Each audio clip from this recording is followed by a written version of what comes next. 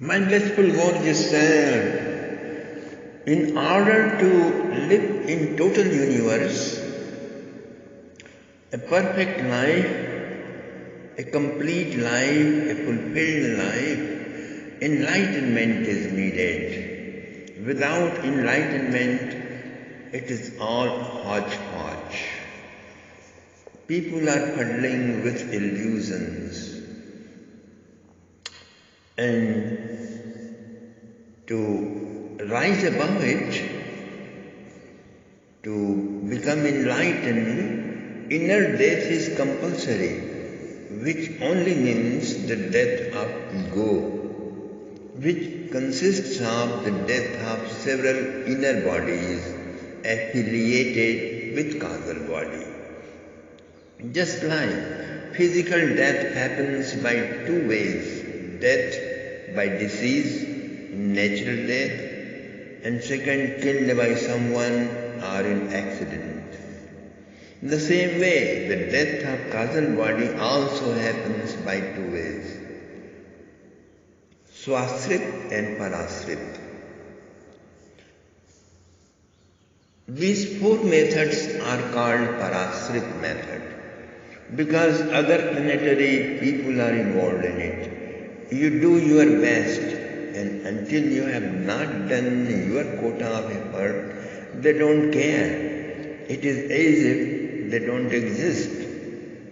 When your part is done, they compulsorily take part in your progress. So, in these astral, celestial, and if you are very special, then transcendental beings also get involved in your affairs and they take care and help you in attainment of liberation.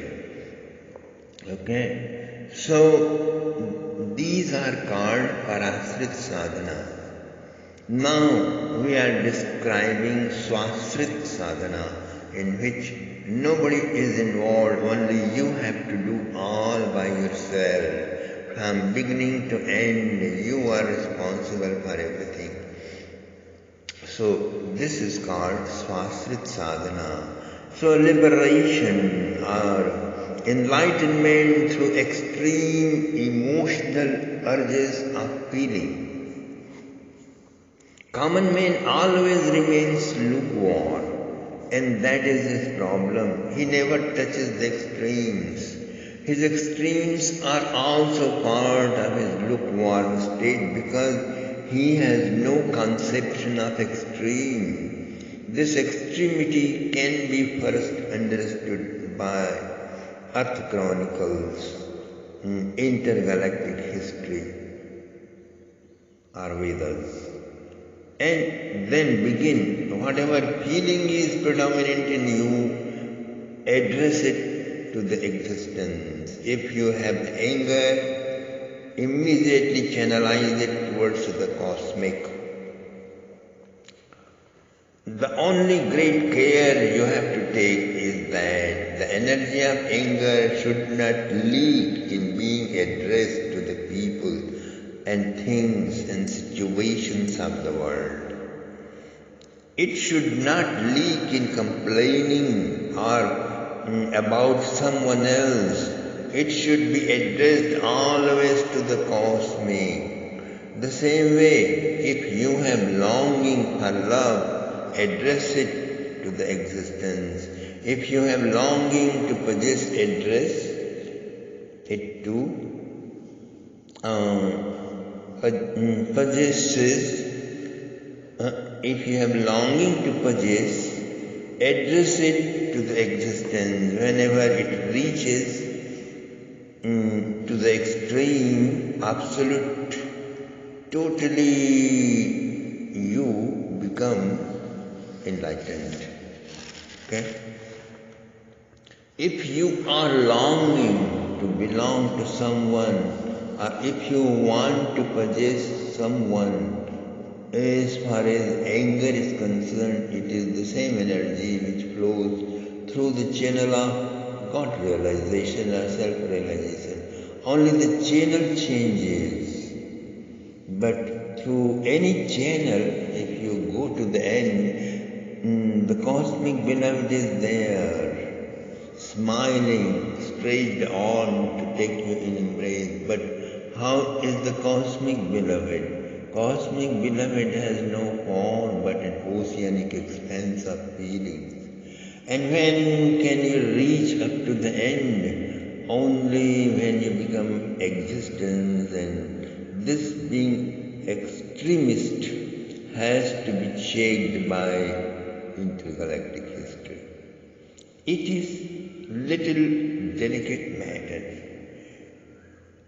If you do it blindly or put anything of your own stubbornness upon the technique, you may throw an axe on your own legs, because it is swasrit sadhana. It is the path of alone walkers, okay? But if you do not walk all alone, then you don't have to be dependent, because you can address your feelings to one of the very much loved forms of the transcendental being. In this case, you have to be fully familiar about him, historically, logically, geographically, and philosophically. If any of these four are missing, you will make a mess or hodgepodge of it. That is what all the devotees doing in India and also in other religions and other countries. So if you had been following this path, then at the time of death, if you can simply be established in that feeling alone with the form or mantra you shouted aloud, or his holy name you screamed about, then in that case you can attain enlightenment. But this method belongs to Parasrit's category. In Swasrit category of this method, you may have to not fall unconscious at the time of death. Hold your consciousness bravely, smile or laugh or make any gesture feeling to the extreme, okay? Make any gesture feeling to the extreme and flow of feeling towards the cosmic. This subject is very interesting. We find many Taoists and Zen and Vedantins and mystics, and even Jew masters died while joking with a whole big crowd who had gathered for a last visit. So you can be liberated by stretching your feelings up to the climax, to the cosmic existence, or to the very much loved form of the transcendental being, or Bhagavan. So, sixth is liberation through intellectual analysis. In liberation or enlightenment through feeling, when you advance, then poison of feeling, which are irritation, shallowness, jealousy, possessiveness, by and by disappear. And a soothing calmness and passion with broader understanding comes, and it is transformed into transcendental love or Mahabhav. With broader understanding comes, and it is transformed. So, the same intellectualism has many poison within it. First is its dissecting and dividing attitude. Argumentative and hair-splitting logic makes one agitated and irritated. A big ego is born. It always remains swollen up, balloon-like, not ready to listen to anybody. In this case, it will only lead you to psychological problems and diseases, psychological diseases and suicidal tendencies, and accumulated intellect will drive all to the world war, and that is what is happening nowadays. I have heard a 20th century joke within a person wherein a person has some defect in his eyes, so he went to the eye specialist, a doctor, who said, "Let me know which eye is hurting, because I am a specialist of only left eye, right eye specialist is next door." So by dividing and dissecting and labeling them up, mankind develops a very dangerous ego of all knowingness, and at the same time he doesn't know at all, because vast field of mystery remains unrevealed. And without the understanding of oneself as a unitary part of the whole, that's how it remains.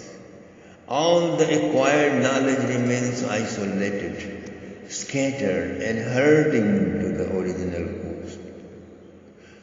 source. As much as it drifts away from the original source, it becomes inimical to the source, and then it moves nowhere but towards destruction. That's what has happened with all these religions today. Just like as Zoroastrianism broke from Hinduism,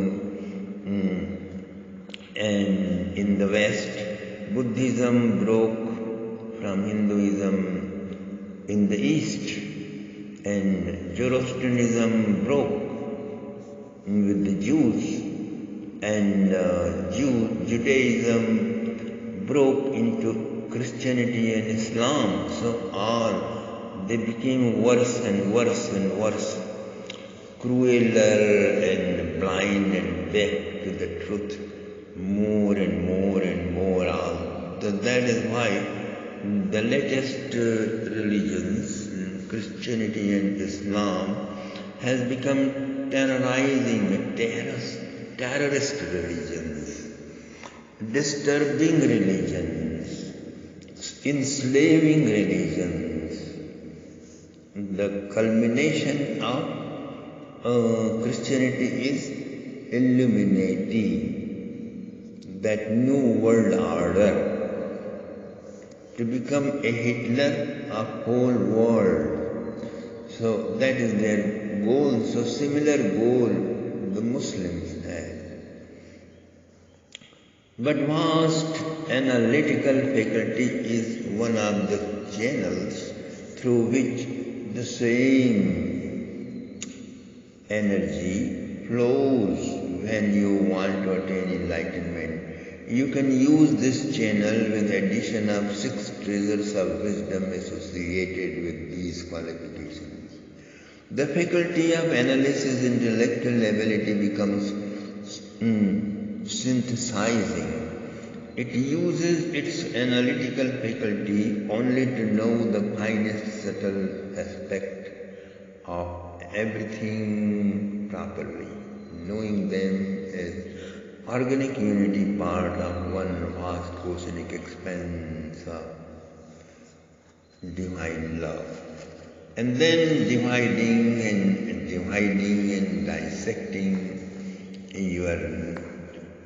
you negate everything which is not part of your originality or pure consciousness, and then through synthesizing attitude you develop an affirmative tendency which leads to establishment of what your reality, your authentic self is, and that shines out in the state of transcendental, mystic trance, okay? Analytical negation is a faculty of a scientist or a nuclear physicist or any member of intellectualism. When it is combined with 6 treasures of wisdom, 6 treasures of wisdom, okay? 6 treasures of wisdom and method of meditation, one gets faculty of catching a glimpse of what is, what actually remains after affirmatively and synthesizingly negating everything of the world. And when that point of your true personality is captured, then through the same analytical and discriminating faculty, you make a permanent establishment in the state, which means all the times, no matter what you are doing, then whatever you had experienced in mystic trance survives. Not only survives but colors and encompasses and permeates everything.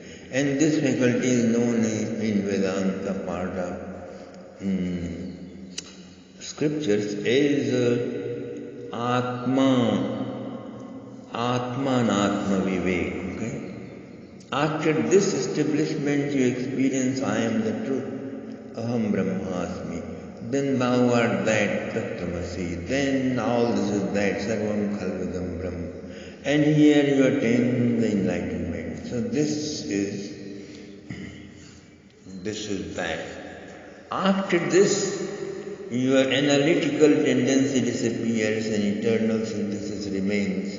But if you are selected for imparting the wisdom of enlightenment, then it depends. You may use the same analytical faculty to impart the wisdom, or you may move to the synthesizing, or both mixed. So it is all freedom. Thus we can understand that through intellectual analysis you can attain enlightenment very easily and comfortably, my dear friend. But if you have started this method and not fulfilled to the state of Sarvam Khalvidam Brahma, and if your lifetime is finished and you are going to die, then focus all your attention, do not waste time, be in the silence to prepare yourself. Maybe in the time of death, if your focus remained unmoved, you will get another birth in intellectual family where six treasures are already available from the childhood, and then you will fulfill your previous unfulfilled mission of life. This is Swasrit Sadhana. So please don't expect any help from any person, place or things, or astral being or celestial being, or even from God. Don't expect anything from God. So, seventh enlightenment through ego. I have heard an incident that someone was a good actor, and Abraham Lincoln's birthday he was invited to play the role of Lincoln. He played so nicely that it went on television all over the USA. Next year he was invited to play the role of Lincoln in about more than 300 places. He traveled far, arranged to meet all programs. All over America, he was praised, glorified. He became multimillionaire, but a terrible accident happened. Not with his body, but with his mind, that he forgot his original identification and very deeply believed that he is really Abraham Lincoln himself. He had played the role of Lincoln so wonderfully that Lincoln went deep into his being. Even in his home, his friends, he walked, talked and did everything as he was doing on the stage. Family and friends became disturbed and they said, "You are Mr.